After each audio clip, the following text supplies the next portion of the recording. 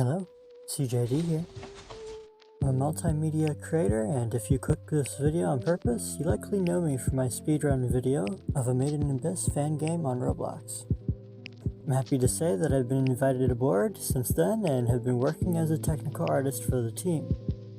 Today I'll be answering some questions concerning its development, as commentary as I show you only my side of development, as I'm not allowed to show anything else. Alright, let's begin. 0.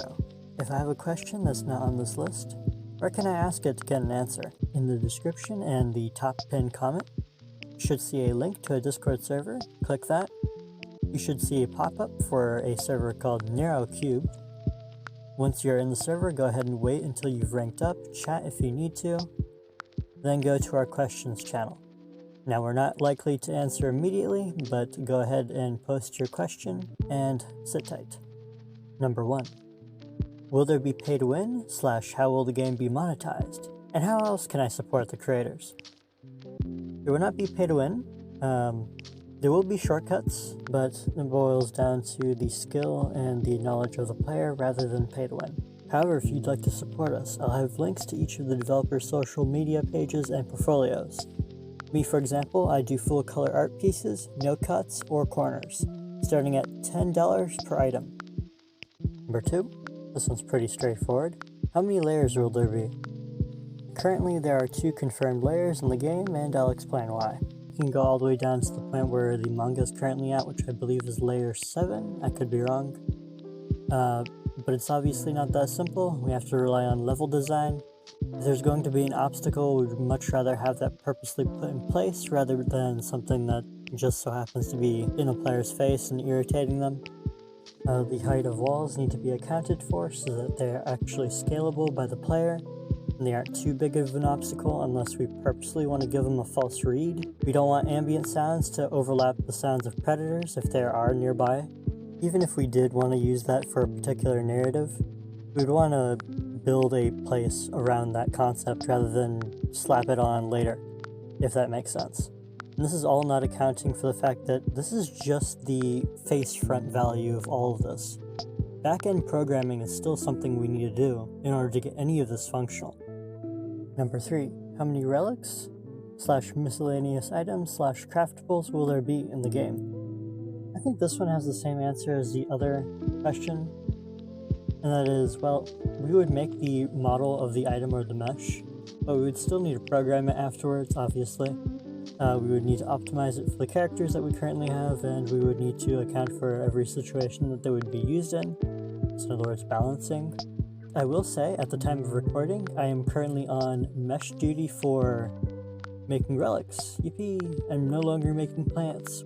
Nope, just making some 30-some egg-shaped relics, because that's something a sane person would do. At the time of doing research for all the relics in Made in Abyss, I found that egg-shaped relics are the most common, which I think the anime and the manga mention, which is good for me because they make one hell of filler relics, which you can sell off in Orth.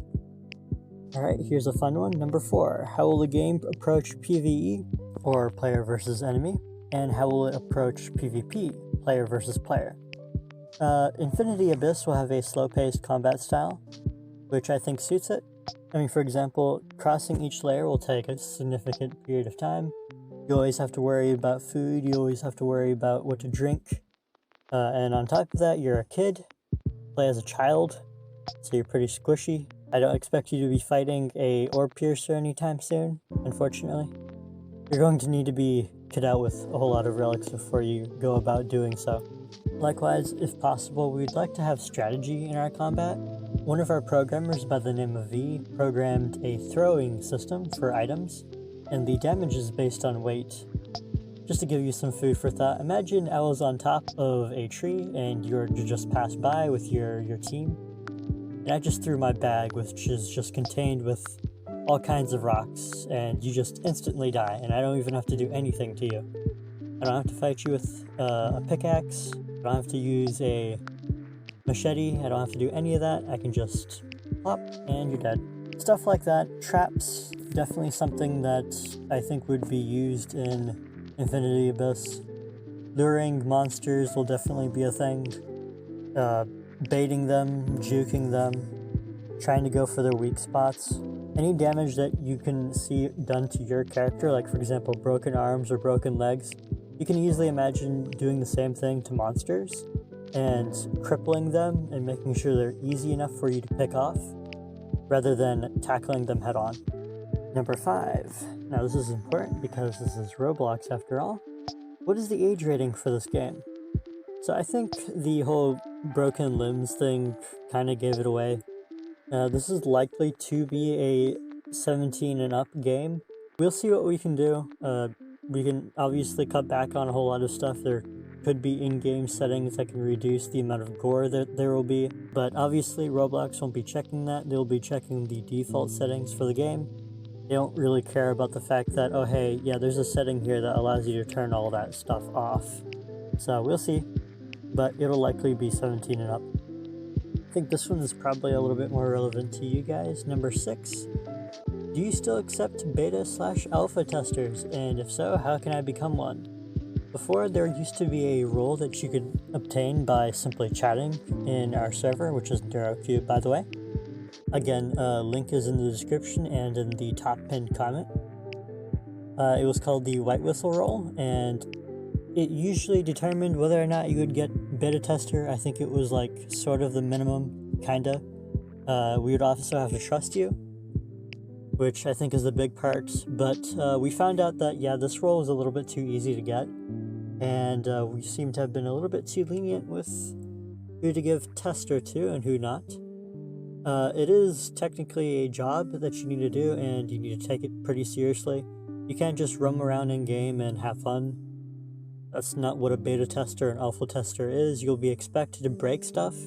You'll be expected to run into walls to test their collision. You'll be expected to do all these mundane, seemingly dumb tasks just so that we can make sure that our game is at the highest quality possible.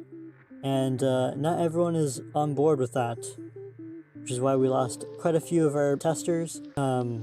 But that should narrow this question out and kind of give you an idea as to why we would probably say no if you tried asking for it. But definitely don't let that stop you from trying.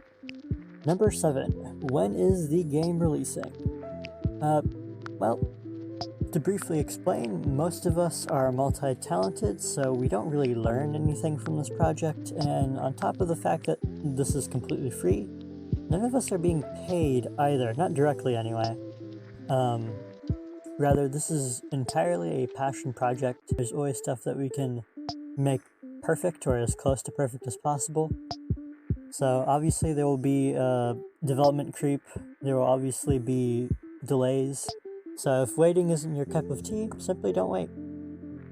Go ahead and ignore us for a little bit, and I assure you, you will see us in your YouTube feed when we do finally release the game. Especially considering my speedrun video got some 19,000 views and over 400 likes, there's absolutely no chance. Alright, I think I covered everything. See y'all.